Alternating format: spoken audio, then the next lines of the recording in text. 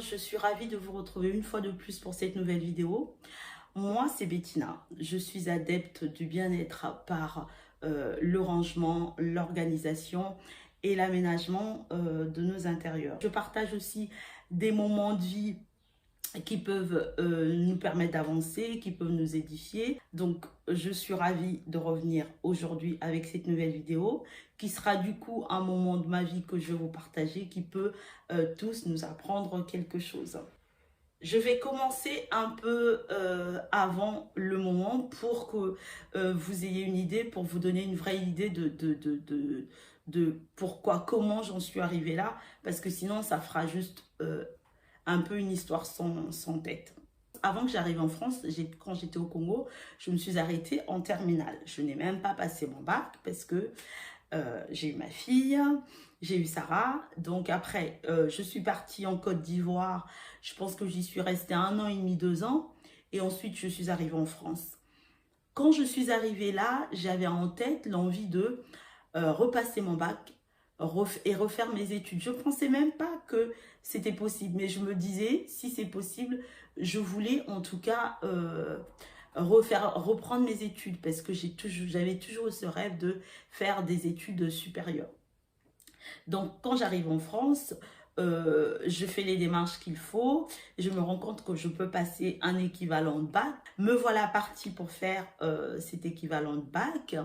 Mais une fois que j'ai fini, arrive un changement de vie pour moi. Je dois me réadapter à une nouvelle vie. Et donc, pour moi, il n'est plus question de faire des études. Il faut que je trouve une formation courte et qualifiante pour pouvoir travailler.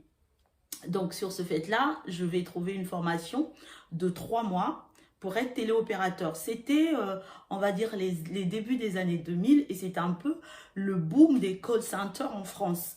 Il y avait beaucoup de plateaux téléphoniques qui embauchaient vraiment à tour de bras. Donc, j'ai fait cette formation. Après cette formation, j'ai trouvé du travail quasiment le lendemain, quasiment à la fin de la formation. Le lendemain, j'allais travailler en fait.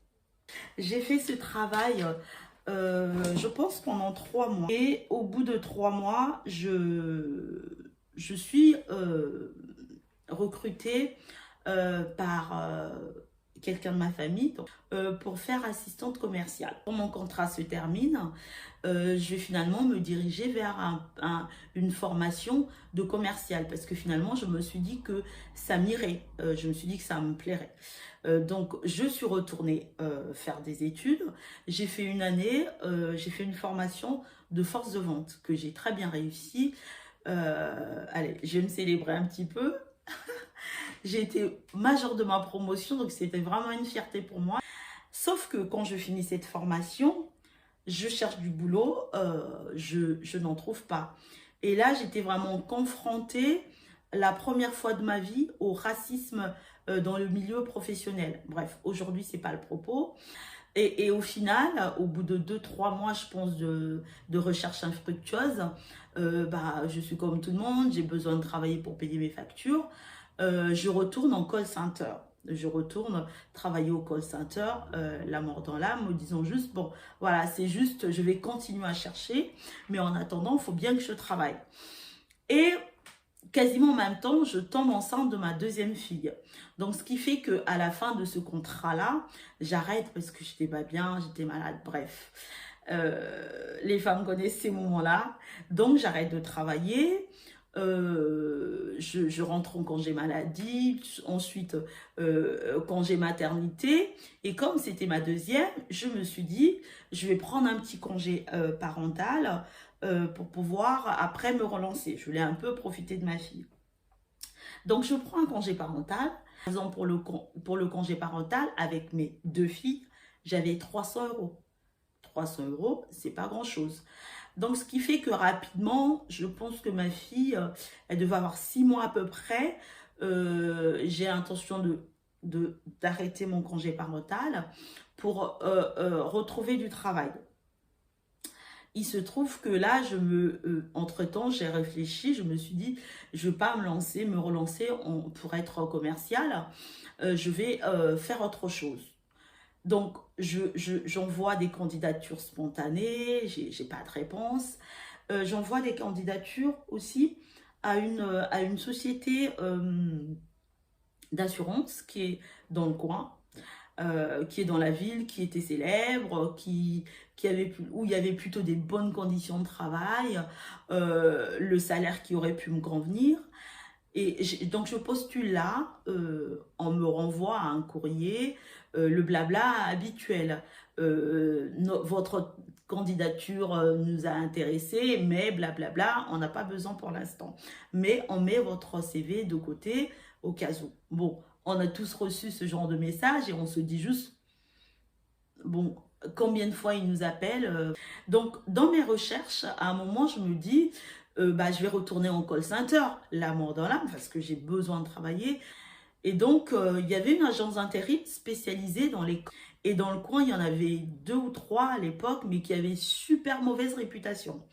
Donc, j'y vais, je vais voir la dame, je fais un test. Déjà, les premiers tests, comme ils ne voulaient pas effrayer les gens, en fait, au départ, les premiers tests, on ne savait pas pour quel call center on devait travailler. On faisait juste un test générique. Donc, je fais mon test, je rentre chez moi, peut-être quelques jours après. Il me rappelle pour me dire, voilà, madame, on veut vous proposer du coup un poste dans un des call centers du coin. Voilà, c'était pour un opérateur téléphonique avec des horaires, mais vraiment hyper bizarres. Genre, je commençais à 7 heures, je finissais à 11 heures.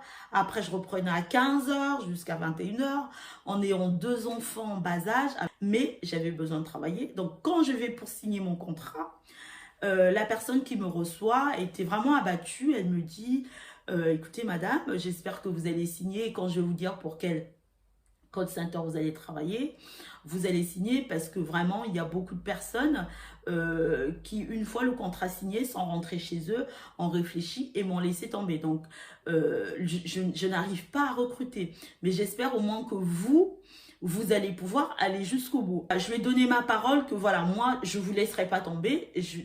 Au-delà du fait que je dois travailler, j'ai aussi, voilà, j'avais eu un petit peu de compassion pour elle, en fait.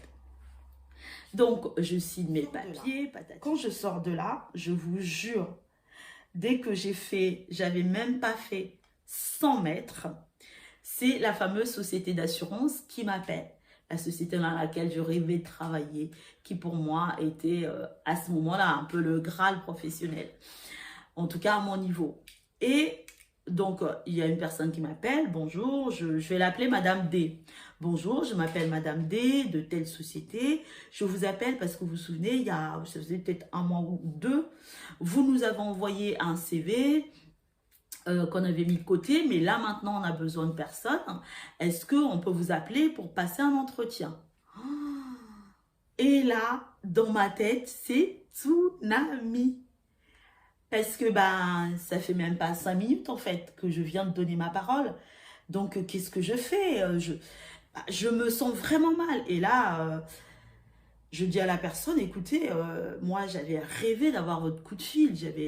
Je rêverais de travailler dans votre entreprise. Je lui explique que je viens de donner ma parole. Et même si c'est très alléchant, c'est très tentant pour moi, mais le fait d'avoir donné ma parole, même pas 5 minutes avant, je ne me voyais pas rappeler la personne pour dire au final, non, je ne viens pas. Et là, elle rigole, elle me dit, écoutez, j'aime beaucoup votre façon de voir. Tenez votre parole, allez faire votre contrat. Une fois que vous aurez fini, si vous avez besoin, elle m'a laissé son téléphone, elle m'a laissé son adresse mail. Vous m'écrivez et à ce moment-là, si on a des postes, je vous appellerai. Donc, je rentre chez moi, mais je me sens mal, hein, mais je me sens vraiment mal parce que j'ai le poste de mes rêves quasiment qui vient de me passer sous le nez. Je rentre chez moi et là, j'explique à mon ex-mari, je lui explique la situation. Il rentre dans une fureur, mais que j'ai compris parce que même moi à sa place, j'aurais été furieuse. Il me dit, mais pourquoi tu as fait ça? Pourquoi tu as refusé un poste de ce type-là pour travailler en intérim, là où tu sais que ça va être compliqué, là où tu sais que les horaires vont être compliqués, pour la vie de famille et tout ça, et pour toi, et un poste qui va rien te rapporter professionnellement, intellectuellement. Il était furieux. Et moi, je balisais encore plus, j'étais encore plus mal. Mais en même temps, je pouvais rien dire parce que franchement, je comprenais. Parce qu'une entreprise, quand elle a besoin de vous, elle a besoin de vous. Quand elle a plus besoin de vous, elle ne fait pas de sentiments. Mais même si j'étais mal, c'était au-dessus de mes forces. Je ne pouvais pas rappeler cette dame et lui dire finalement, je vous laisse tomber. J'avais donné ma parole. Je fais ce contrat, je pense que c'était un contrat d'intérim de 2 mois. C'était horrible. On était en centre d'appel sur des plateaux, on était 50, 70 personnes. Tout le monde parlait en même temps. Les clients, ils appelaient. Il y avait un service client qui était catastrophique. Donc, les clients, ils appelaient, ils étaient furieux. C'était un été, on avait chaud. Le matériel, il était pas top. Les clients, ils étaient désagréables, mal et mal. On se faisait crier dessus. Enfin, c'était vraiment une horreur. Donc, peut-être une semaine avant la fin de mon contrat d'intérim, et l'agence d'intérim m'appelle pour me dire, madame, on voudrait vous reconduire et tout, cette fois pour 6 mois. Là, je dis juste, non merci, j'ai eu ma dose, j'ai rempli mon contrat, j'ai tenu parole, mais là, je ne peux pas rester. Donc, je finis mon contrat d'intérim. Et là, je me dis, bon, je vais refaire un peu mes CV. Donc, je rentre dans une structure un peu de la place pour faire des ateliers CV, des ateliers lettres de motivation, parce que je voulais vraiment, mais vraiment plus retourner en centre d'appel pur. Et donc, je fais ça. J'avais aussi ma petite idée en tête. C'était de postuler dans votre entreprise. Et donc, je refais mon CV, je refais ma lettre de motivation. J'envoie ma lettre de motivation et mon CV à la dame, et en lui rappelant qui j'étais. Hein. Donc, et là, bah, elle me répond, elle me dit, oui, je me souviens de vous. Bah, écoutez, je vous recontacte rapidement. Je crois que c'était une semaine après, elle me rappelle. Elle me dit, voilà, on a des postes, je souhaite que, voilà, qu'on passe un entretien téléphonique. Donc, le matin, elle m'appelle le matin pour un entretien téléphonique l'après-midi. Donc, l'après-midi, elle me rappelle, je suis évidemment stressée. On passe un entretien téléphonique. Elle me dit, je crois que c'était un jeudi. Elle me dit, d'ici lundi, on vous appelle pour un entretien physique. Elle me rappelle le lendemain pour me dire, est-ce que cet après-midi, vous pouvez venir à un entretien? Sinon, on fait ça lundi. Je dis, bah non, cet après-midi, j'arrive.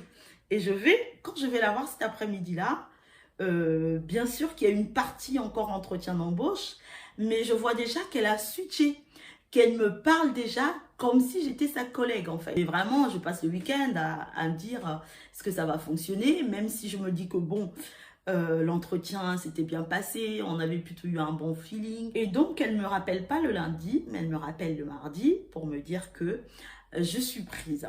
Donc voilà, j'étais super contente et vraiment là, je me suis dit, voilà, tu as tenu parole et ça a marché. Donc, j'ai travaillé dans cette entreprise pendant 3 ans, je pense. J'y ai passé 3 ans, mais vraiment super. J'ai eu des collègues en or. Aujourd'hui, il y en a certaines, quelques-unes qui sont devenues des copines, avec qui on a fait plein de choses. Alors, je suis partie parce que ma famille a déménagé au Sénégal. Et avec le recul, je me rends compte que d'avoir fait mes 2 mois d'intérim m'avait préparé à ce poste, ne fût-ce que pour apprécier les bonnes conditions de travail que j'avais. J'étais conseillère clientèle au téléphone, mais on était au sein d'une entreprise. C'était pas un call center en tant que tel.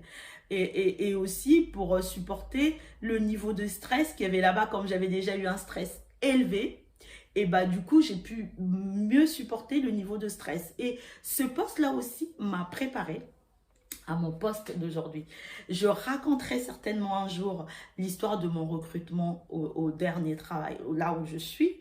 C'est une histoire vraiment qui m'a bouleversée. Donc voilà, je voulais vous raconter cette histoire. Le but aussi derrière, c'est de dire quand on peut, tenons parole. Et puis quand on peut, faisons les choses comme nous on les sent.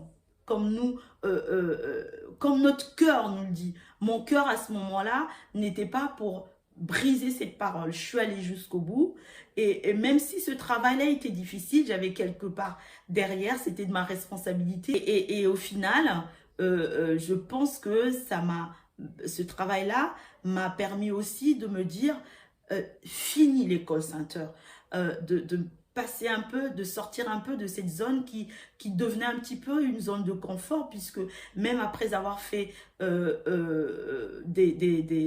une formation en force de vente, bah, j'y revenais parce que c'était un peu la zone de confort, c'était ce que je connaissais. Voilà, c'est la fin de cette vidéo. J'ai été ravie de partager ce moment avec vous. On peut bien entendu continuer la discussion dans les commentaires. Je vous souhaite de passer un bon week-end et puis je vous dis à la semaine prochaine.